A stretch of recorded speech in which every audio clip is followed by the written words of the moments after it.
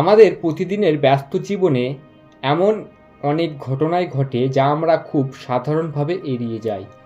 কিন্তু সনাতন ধর্ম এবং বিশাল ব্রহ্মাণ্ডের নিয়ম অনুযায়ী এই প্রকৃতিতে কোনো ঘটনাই অকারণে বা কাকতালীয়ভাবে ঘটে না। প্রতিটি মুহূর্ত, প্রতিটা পরিস্থিতি আমাদের কোনো না কোনো বিশেষ সংকেত দেওয়ার চেষ্টা করে। আচ্ছা, কখনো কি খেয়াল করেছেন কোনো এক অদ্ভুত কারণে একটি নির্দিষ্ট কুকুর প্রতিদিন ঠিক একটা সময়ে এসে আপনার বাড়িতে দরজায় কিংবা গেটের সামনে শান্ত হয়ে বসে থাকে? কখনো কি ভেবেছেন কেন সে অন্য কোনো বাড়ি না বেছে শুধু আপনার ঠিকানায় এসে আশ্রয় নেয়? আজকের এই বিশেষ ভিডিওতে আমরা কোনো পয়েন্ট বা সংখ্যায় ভাগ না করে অত্যন্ত সহজ এবং আধ্যাত্মিক উপায়ে বুঝে নেওয়ার চেষ্টা করব যে এই অবলা জীবটি আপনার দরজায় রোজ এসে বসার পিছনে প্রকৃত আসলে কি গভীর রহস্য এবং সংকেত লুকিয়ে রেখেছে। ভিডিওটি শেষ পর্যন্ত মন দিয়ে অনুভব করার চেষ্টা করুন। আর যদি আপনি মনে করেন যে পরমেশ্বর বা শনিদেবের কৃপা ও আশীর্বাদ সর্বদা আপনাদের পরিবারের উপর বজায় থাকুক, তবে এখনই ভক্তি ভরে কমেন্ট বক্সে লিখে ফেলুন জয় শনিদেব, জয় শ্রীকৃষ্ণ এবং একটি লাইক দিন। সনাতন শাস্ত্র এবং আমাদের চারপাশের আধ্যাত্মিক পরিমণ্ডলে কুকুরকে অত্যন্ত সংবেদনশীল এবং এক বিশেষ শক্তির প্রতীক হিসেবে দেখা হয়েছে। আমরা মানুষরা যা খালি চোখে দেখতে পাই না, এই অবলা জীবটি কিন্তু তার সহজাত সিক্সথ সেন্স বা ষষ্ঠ ইন্দ্রিয় দিয়ে তা অনায়াসে অনুভব করতে পারে। তাই কোনো কুকুর যখন রোজ আপনার দরজায় এসে বসে, তখন প্রথমত সে আপনার বাড়ির জন্য এক অদৃশ্য প্রহরীর ভূমিকা পালন করে।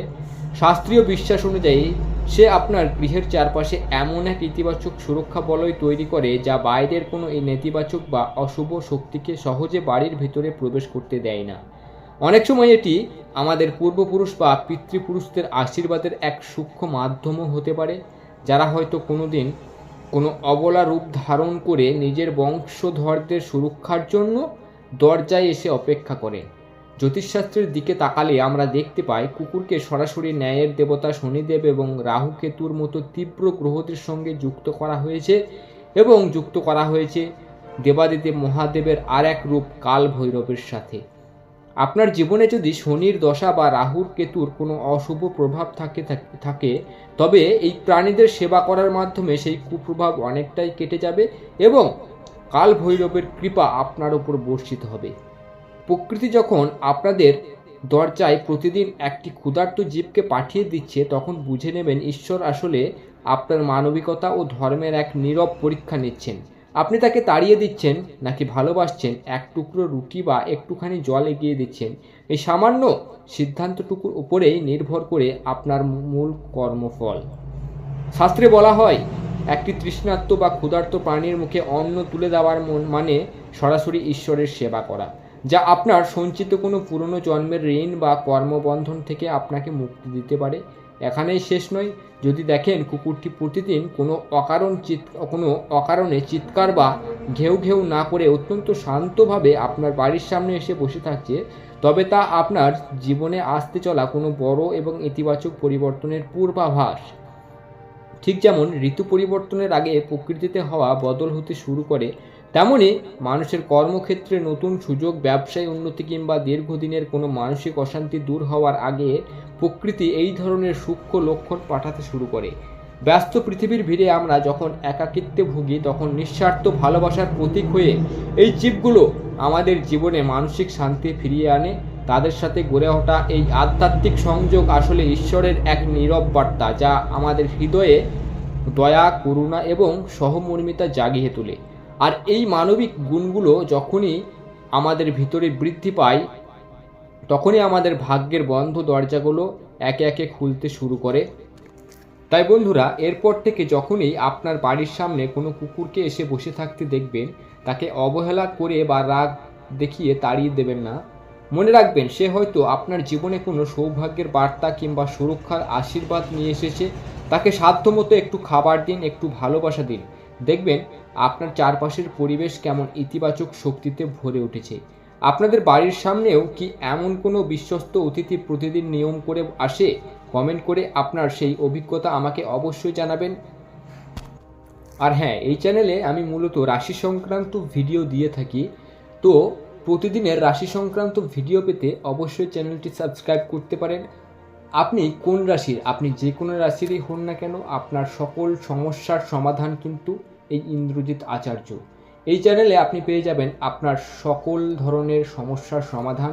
আপনি মন খুলে জানাতে পারেন আপনার সমস্যার কথা, আপনি মন খুলে বলবেন আপনার কি সমস্যা হয়েছে, পরিবারে অশান্তি, নাকি বিবাহের পর জীবনসাথী আপনাকে সময় দিচ্ছে না, বা আপনার পরিবারে কোনো কেউ কালো জাদু বা টোটকা করে রেখেছে, পরিবারে সবসময় অসুস্থতা লেগেই থাকে।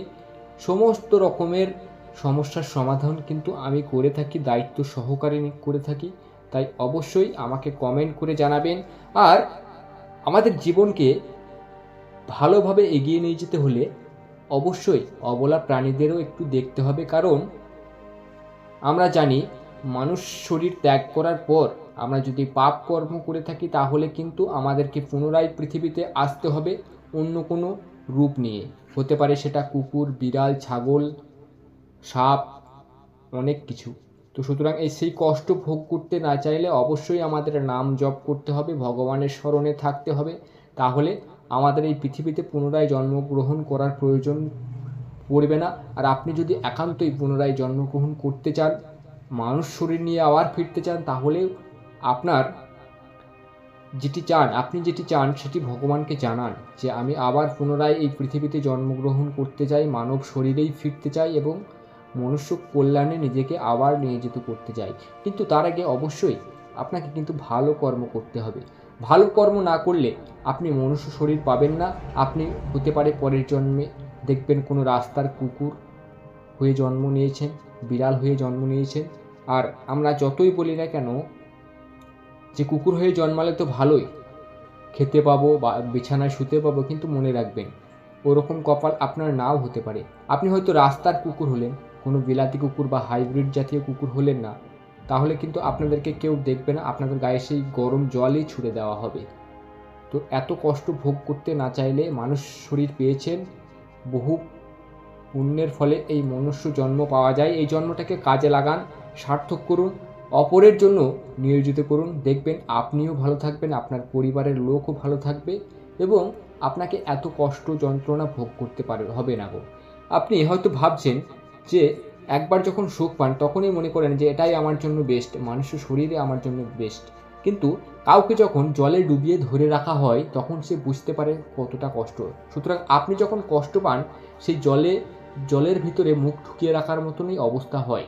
আপনি যখন খুশি হন, অর্থাৎ আপনাকে যদি তোলা হয় একটুক্ষণ জলে ডুবিয়ে রাখার পরে, তখন যে আনন্দ বা সে স্বস্তি অনুভব করেন, সুখ পেলে আপনি সেই স্বস্তিতে অনুভব করেন, তখন আপনার মনে হয় এটাই আপনার জন্য বেস্ট। কিন্তু কখনোই না, মানুষের শরীর কখনোই অসাধারণ হতে পারে না, কারণ পৃথিবীতে জন্ম নিলে কষ্ট আপনাকে পেতেই হবে। তাই এই কষ্ট পেতে না চাইলে ঈশ্বরের আরাধনা করুন, ঈশ্বরের নাম করুন, দেখুন আপনার জীবন পরিবর্তন হবে।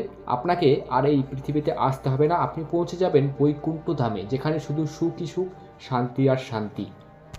আজকের এই আলোচনা যদি আপনার মনে একটুও দোলা দিয়ে থাকে তবে ভিডিওটিতে একটি লাইক দিয়ে আপনার চেনা পরিচিতদের সাথে প্রচুর পরিমাণে শেয়ার করুন। আর এই ধরনের আধ্যাত্মিক ও সনাতন সংস্কৃতির গভীর রহস্য জানতে এখনই আমাদের হিন্দুত্বের মান চ্যানেলটি সাবস্ক্রাইব করে আমাদের পরিবারের একজন সদস্য হয়ে যান। আজ এই পর্যন্তই, দেখা হচ্ছে আগামী কোনো ভিডিওতে। ততক্ষণ সবাই সুস্থ থাকুন, ভালো থাকুন। নমস্কার, রাধে রাধে।